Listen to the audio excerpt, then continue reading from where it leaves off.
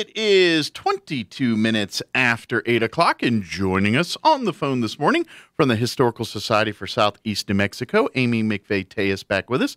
Good morning, Amy. Can you hear me okay? I sure can. Can you hear me? Yes, ma'am. How are you today? Hanging in there. Well, unfortunately, you're not going to get to see Big Flat Mike sitting here. And I managed to procure a Roswell seed hat to put on his head for now. It barely fits. Oh, that's awesome. Yeah. So folks get to enjoy that in the background here when they chit chat on me there. But well, first off, good morning. How are you doing today? I'm good. Good. I know Historical Society's pretty busy right now. We got a lot going on. We've got some events coming up here for the fall. We want to talk about. We've got. We got a lot of work. It's been a busy summer for the Historical Society, as far as getting things back in order. It's been it's been a maintenance year so far, really, for the Historical Society. We've had some awesome stuff. You know, we finally got the flag and the brick fundraiser. We finally got that all set up and done, and now. We've got issues with the house that we're working on right now, and so it's been a busy summer. A lot of construction, a lot of renovation going on.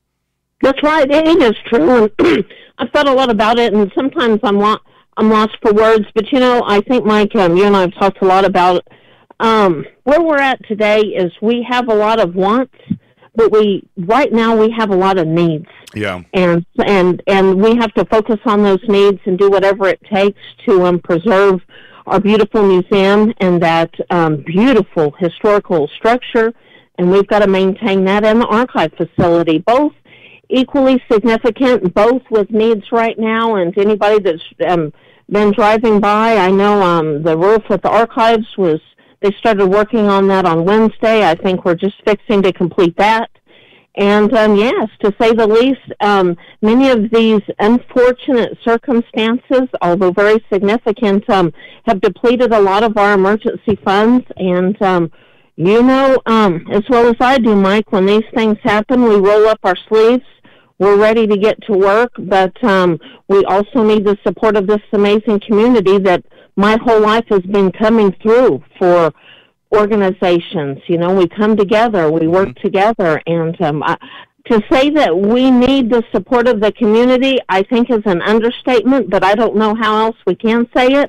But we can say yeah, exactly. It's kind of hard to polish that. It's like, hey, I know we're having fundraiser, raise money, and we don't want to sit there and beg for money, but at the same time, it is very expensive to fix a foundation and a roof on a historic building. Replacing a roof at any building is expensive, but we've had two of them, and now and one's a historic building. And then right before all of that, there's a carriage house on the property too that we just a couple years ago put all kinds of money in the renovation and upgrade or upkeep of that facility as well. And it's all awesome and needed and well preserved, but at the same time, it's very expensive. It's not like a house like you or I live in. It's a house that is a historical landmark. Therefore, when you have to do repairs and things, you just can't slap the latest technology or roofing on this thing. You have to be period correct with also doing the job. So, and let's face it, even getting the people to work on these things that are qualified and understand some of the technologies that are older technologies that we need for this house, all that costs money, more money than an average home would cost. So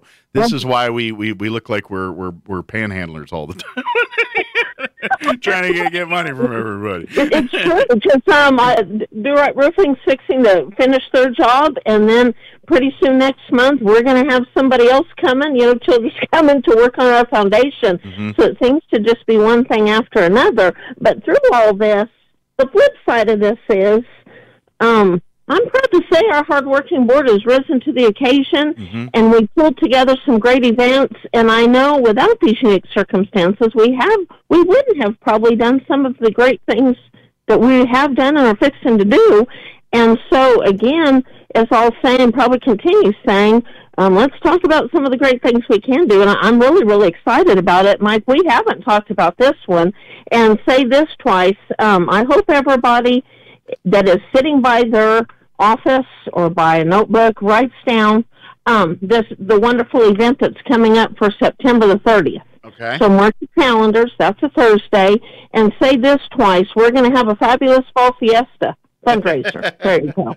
Oh, and it is going to be a drive-through, and we're really excited because I think we've done different menus, and we're partnering again with Peppers, and we're going to have some fajitas. So I think, Mike, you said now's where we would turn on that little sizzler machine, right? That's right. We can, if we could somehow pump that sizzling smell and sizzle sound, we're going to pump that through the town some way, shape, or form. Mike, we need to have those air filtration systems like they have in Las Vegas, to where everybody in town's smelling fajitas and wondering where it's coming from. And we'll just remind them, you better make your reservation now for September the 30th. Hey, I got an idea. We can make the title even more confusing. Fabulous Fall Fiesta Fajita Fundraiser. Fajita Fundraiser.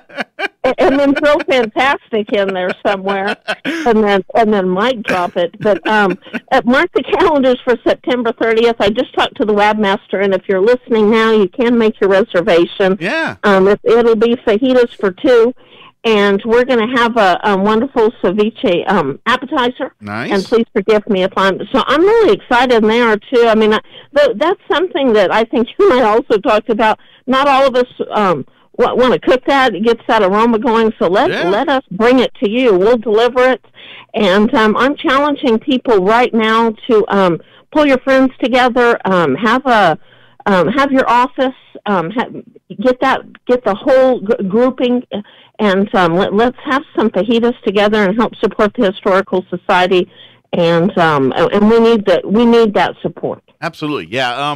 If for the food aficionados, I'll give you the quick rundown. It's of course, like as Amy said, you get ceviche for two for your appetizer, plus you get chicken and steak fajitas, black beans, calabacitas, tortilla, obviously, and of course your fixings, your guac, your sour cream, your shredded lettuce, your shredded green cheese, and pico de gallo. So you got everything you need there for a full fajita fiesta. Yes. And to pay it forward, if you buy a box or are thinking about buying a box, think about showing your appreciation to those around you. Maybe your neighbor, have them over and do those fun things. Pickup will be between 5:30 and 6:30. We will be delivering also right around 5, so we wanted to make it convenient right after you get off work or right around that time, right before dinner. Just make those arrangements. That is on a Thursday. And that's right before our wonderful Eastern Mexico Fair gets started that next week. So I know there's a lot going on, but we just need the support. Something that we're doing in conjunction with that fundraiser, and it started now. Mm-hmm. So again, it's right now. If you go to the website at RosalindMHistory.org, you can make your reservations. But also, our website's going to remind of a couple of other things. One is we need your change. We're going to collect change, and every penny counts. So I think you and I. We're going to work together. I know Mike's got his bottle over there. Mm-hmm. I've got containers at the museum. And I want to remind people at work, put even if it's a bowl or a bucket or anything, get your employees and individuals to collect your change, bring them to the Historical Society. And I know many banks are needing that change. So if you'll help support the Historical Society and collect the change, we'll turn that in and help the banks that are needing change and coins and that kind of thing. And again, every penny counts, and that will help us.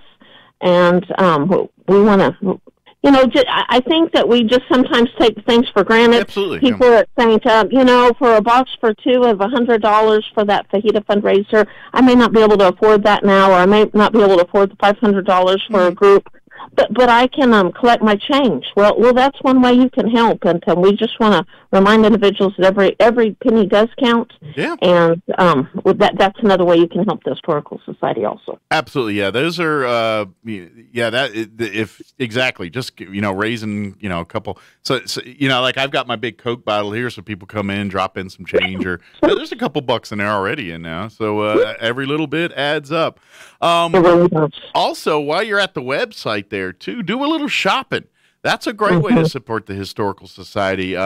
We are I'd like to say we as a society, one of our parts is connecting local authors and local historians with the public here too, and that's when you go shop on our website, you'll find books from authors all over the region. Obviously John LeMay and Elvis Fleming and some of the folks we talk about all the time. But there are other books as well. Donna Blake Burchell, she's got a lot of stuff with Carlsbad, a lot of that history there too. But every one of these books we can get autographed, and all of them are all local history books that, let's face it, you could probably get on Amazon, maybe at a local bookstore or something. But if you get it through the Historical Society, you're helping the author, but every little bit of that also helps the Historical Society too. And then, of course, we can get those signed and autographed if you'd like to do them for maybe you've got I know there's a few John LeMay fans out there that like to get autographed copies of his books and give him as presents to family and things like that too. So I think it's so awesome, because if John's not writing a book, Donna is. So generally, or if it's not them, it's Linda Sanchez or one of the McCollums. And I want to remind people, I know we've talked about it, but also mark the calendar, September 4th, the book fair coming up, talking about books. Yeah. We'll have a lot of authors there present to sign books. Even the Lee County historian, Mr. Minton's coming down to sign some books too. So that'll be a great day. Somebody called me yesterday about the time. I guess they had seen somewhere where they were questioning the time. That book fair on September 4th is from 9 to 12. Yes. And while I'm thinking about it, that event will be in our archive facility. And don't forget our archive facility for your events, for your parties, for your meetings, and those kinds of things. That facility can easily set 50 to 100, depending on how we're setting it up. That's a beautiful new facility. That kitchen's almost brand new. It's very reasonable rates. Yeah. It is nice and clean, and it's a beautiful facility. So, absolutely. Book for receptions and stuff there. That's another way to help directly support the Historical Society. Yeah, like you said, it's got a full kitchen. It's got and it's got beautiful decor. It's photos and stuff from our past. They're decorated in there too. So that's right. That really can be the entertainment, just conversational matter, taking you back to remember when kind of thing. Yeah, absolutely. And then of course we can help with arrangements on layouts and all that stuff too. So yes. Absolutely. I had a question back at the book fair real quick. I remember we talked I think last time on the radio that you had one copy of the Chew Cookbook left. Is that in the book fair, or has that one been claimed, or it has not been claimed. Okay. And it has not been claimed. Nobody has called. And I don't believe that we will be offering that at the book fair. Okay. But I will say this. That is something you need to call the museum at 622-8333. Okay. And I will be happy to work with somebody to make a one-time donation for a Jack Chew's cookbook. Well, I know I happen to have been snooping around Facebook, as I do from time to time, and I happened to notice it was a thread. It was about a week ago, I think I saw the thread. But there was people on the hunt for a copy of that book, and there were people very like, ooh, I remember. And of course, they were all reminiscing, and they were like, I'll get a copy. But so if there's some of those people looking for it, there is a copy that the Historical Society is willing to part with if you're willing to, hook a brother up here a little bit. Hey, and that's a win-win. So yes, we do have that is there at the museum. We got that donated, so just call the museum at 622-8333 for more information. Or if somebody's listening, and you can email me directly at historydirector@outlook.com. Absolutely, yeah. And we'd love to get you a copy of that book, because we know it's not just the food; it's the memories and the association with that family and our community, and the memories that other families have created at their restaurants over the years, and that's what that cookbook's about. So we would love to help you do that. Help us preserve history by making a nice little donation. Other things I'm thinking about on the website to mention, if you donated blood at our last blood drive, it's that time again, book today. Our blood drive at the Historical Society will be on September the 21st. Yes. All the information is on the website, too.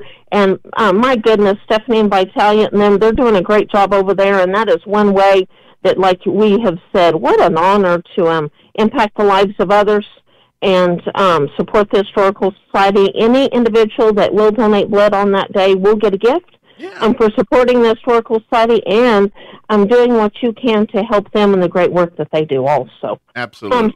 Something else we haven't mentioned, or I can't remember, we have the honor and privilege of partnering with the Roswell Community Little Theater and the CAPS program. Mm-hmm. I want to remind individuals to mark their calendars for October the 23rd. Mm-hmm. That is going to be an amazing day from 10 to 4.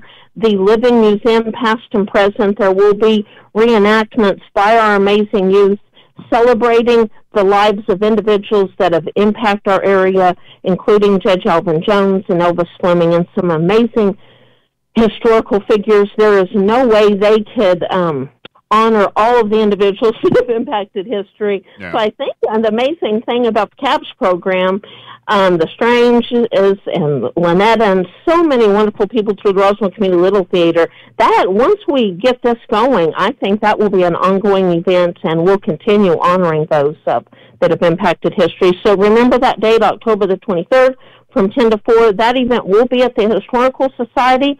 I think these amazing organizations are going to fill up our entire property, and I'm really excited to see all of this come together, too. Absolutely. Well, I mean, we all live in the same community and share the same patch of grass here, and to be honest, this is great because the CAPS program and the Historical Society's end game are similar, as far as, yes. Enriching these children and providing them with education and history. And I know, like we've talked about the CAPS program through the Kids Arts program, one of those things that they're known for is their Graveside Manor, which is this event will be very similar to that, except for it's not in the cemetery. There's no dead people here. It's going to be at the Historical Society. Now, I'm not saying the place ain't haunted. There might be a ghost or two floating around. I don't know. It's an old house, but it's not the cemetery. I know that's off topic, but I've never asked. But has anybody ever claimed seen any weird things at that house or any of that kind of stuff? Has there ever been? I love when Mary Lou Glass, the granddaughter of the Whites, is asked that question because she's got a great story. And she'll continue speaking, and you think, oh, this is a good one. It's going to be haunted. And then she refers to reflections of those in the house. So that's the best we've got. Okay. I've worked there over 8 years. I may be there at 5 o'clock in the morning. I've worked beyond midnight. And I will say there's been some suspicious activity. Yeah. It's never been with ghosts. Okay. It's been unique characters. It's usually when I think, oh my gosh, it might be something. I'd love to have a fun story. I'm not the one that can create that. Maybe John can create something, but we've never had anything. It's a beautiful classic home, and I guess if there's anything, I would say it's not haunted, but those amazing memories of that house just linger throughout there. Yeah, and it's more the memories that are lingering around. But on a funny note, I don't think we've ever talked about this. And we had Phelps White's daughter there in the museum. Mike, I had never been introduced or heard the name Pedro around the museum. Well, Pedro was a bird that lived on the property. And I'm like, really? Who's Pedro? Well, if you came in the back door and back in the days, and many might remember, you might be greeted by Pedro, and that was a bird that was him. I was like, I've never heard of Pedro or whatever. So if you remember Pedro, share your story on Facebook. Follow us on Facebook. And if you do have, I want to challenge the community, too. I love to go down memory lane. If you remember going by the museum and you have a fun story, or whether you remember coming in the back door and being greeted by Pedro, I've been told Pedro would say hello to Grandma or something like that. Oh, so wow. Share your story. Those are fun things. I had somebody just the other day saying they remember as a child seeing Miss White always working in her garden. As they drove by. That was their memory. Always outside working in the garden. And those garden club legacies continue.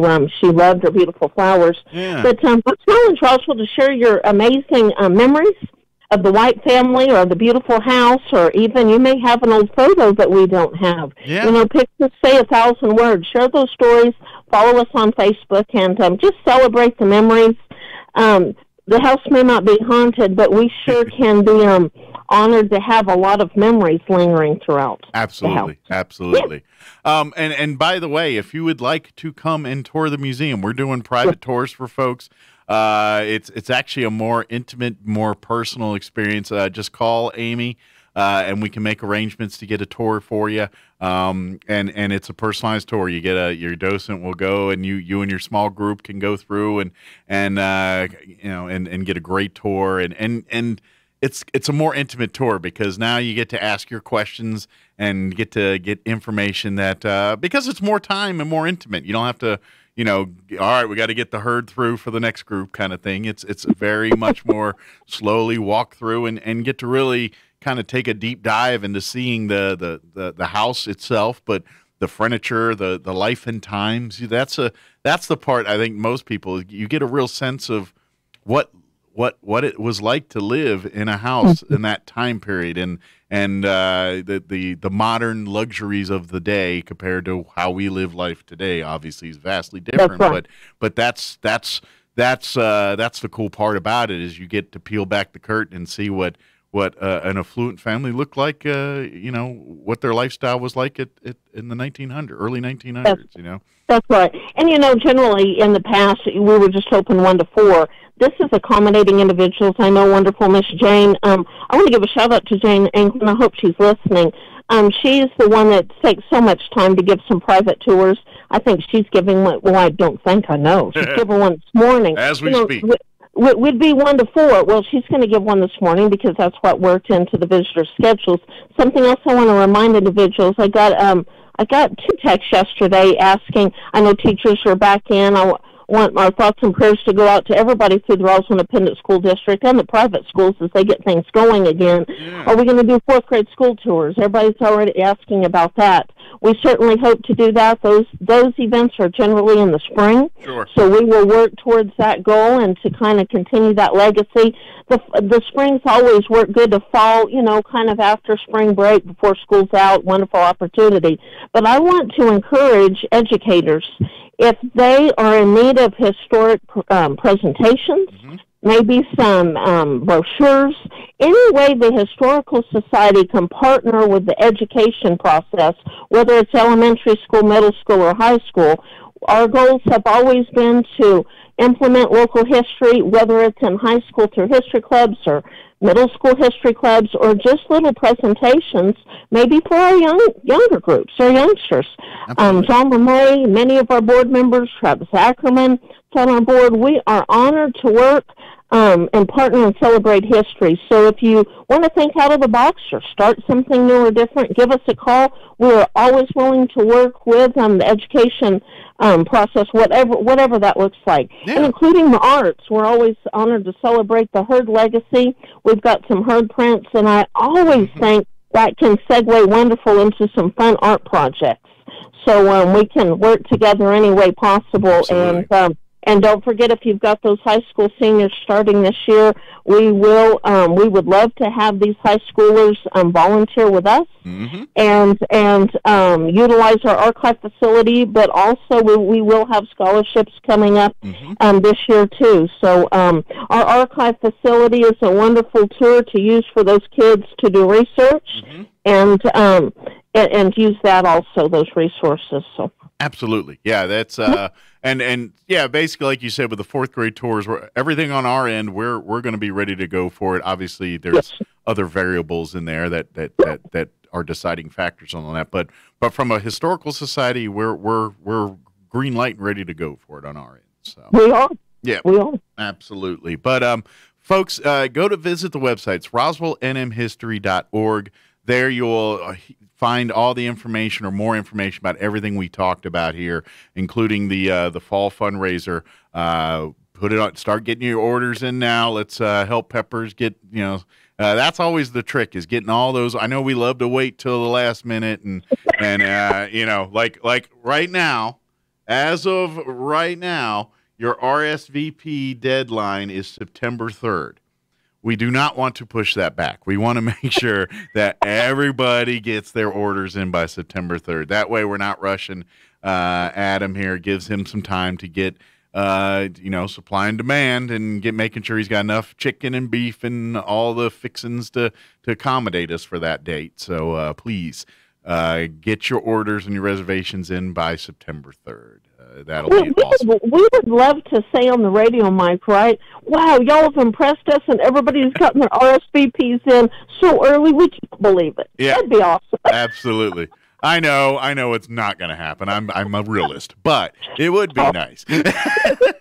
Yeah, that doesn't mean September 4th. That doesn't mean we're asking you to make your reservation at the Brook Fair on September 4th. Yeah, no, exactly. That means we need to make the reservations now and call your friends. Use the buddy system. We've got some people. I hope Cindy Boswell's listening. I think Cindy Boswell and Carolyn Mitchell have together enjoyed every one of our drive-thrus. Good. And they have fun together. They enjoy eating together.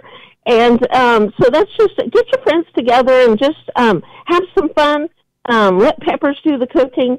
Have a celebration in the backyard or something. Do something fun. Decorate up the backyard and have some fun with it. Yeah. Send some pictures and just enjoy yourself. And let Peppers do the cooking while helping the Historical Society and them during these challenging times. We just need your help in any way, through your pennies, through the fall fundraiser, through giving us a call, through making a donation, through purchasing books, or renting the archive facility. Mm-hmm. We just need the support. And I think on the last note, Mike, we have a goal by October 1st to raise $69,000 to cover the expenses that these one-time expenses mm-hmm. that we are out this year. And please help support the Historical Society. We are a nonprofit. Your direct donation, certainly through our private 501c3 can be on the other side, written off. It is taxed. Absolutely, we do. Every bit counts, and as Amy said, and she's an awesome steward with the money.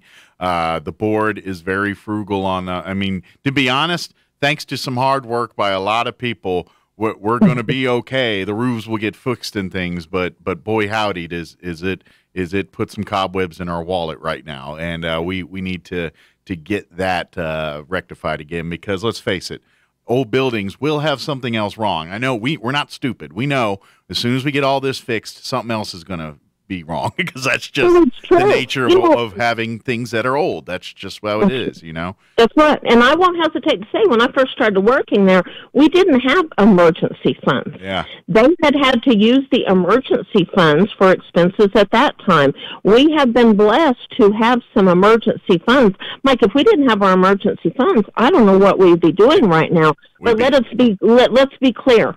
We're not going to have emergency funds anymore. No. So if something else does come up, we will definitely have that issue. So we want to be good stewards of the money now, since we are depleting all that emergency fund. Yeah, exactly. Yeah. And there will be a day I may not have a choice but to work from home because we can't afford to turn the lights on. To be honest, our next big meal thing might be Spam, because that's all we can afford is the Spam. Well, and I will turn the lights on anyway, so I don't know how I could save much more money, but I will do it. And you are right. Any money that you give, if you are a frugal individual, you just know that we take those investments seriously. Every penny, hopefully, will become two, and we'll use it. But we just want to thank support. Many individuals continue to support, and without that, we wouldn't be here today. Absolutely. Well, Amy, as always, appreciate the visit. I know you got about 10 things you got to get done, so we'll let you go do that. And thank you. Thanks to 106.5. Shout out to all of y'all over there for helping us and so many other organizations in Rossville. Thank you for what you do. We really appreciate it. And all those people wanting a big flat mic. You got money, or you got an idea? Come with it. He's just sitting here lingering and haunting me. He's kind of lurking in the corner of the picture right now. He's staring at Oh, that's funny. Yeah. Come on, have a big flat mic day Here you go. At work. Come on. And I see the Texas Longhorn hat in the future at Big Flat Mike. So okay. I'm just saying. All right. I will. You know what? If any Red Raider fans want to outbid her, go ahead. Oh, come on, Mike McClode. If you're listening, I'm going to put a Longhorn hat on Big Flat Mike before you put your Red Raider hat. So the challenge is out there. Let Big Flat Mike come to you, and let's see what kind of hat Big Flat Mike needs, Well, if no one pays up, I'm going to put a Washington football team hat on that thing, and now I'm going to make everybody mad. So y'all better pony up. Come on, people. Let's suit Big Flat Mike up. If you don't want Big Flat Mike to come to you, let's make a donation and see what kind of suit Big Flat Mike needs. There you go. Pay up, or we will torture you with this thing. That's true. Come on now. That's funny. That's funny. Let's have some fun with it. The challenge is out there, so Absolutely. That's awesome. Awesome. Well, thank you, Amy. Have an awesome day. We'll see you next time, okay? Thanks a lot. All right. Appreciate it. Thanks. Okay. Bye-bye. All right. That was Amy McVay-Tellez from the Historical Society for Southeast New Mexico. Big thank you to her. And, yeah, we have fun. It's a great group of people. And if you'd like to get involved, we're always looking for volunteers and things, too. But, yeah, no, all joking aside, we got our pennies pinched here with these roof and foundation expenses, and we could use your help. So please buy some fajitas, buy some books, come support us. At the end of the day, the house is awesome, but that archives facility is home to our history, to all kinds of documents and books and photographs and things of our history. And where does that go if the Historical Society? We don't know. So help us. I'm not trying to guilt you, but I guess I'm trying to guilt you. Help us out. All right, 8:50.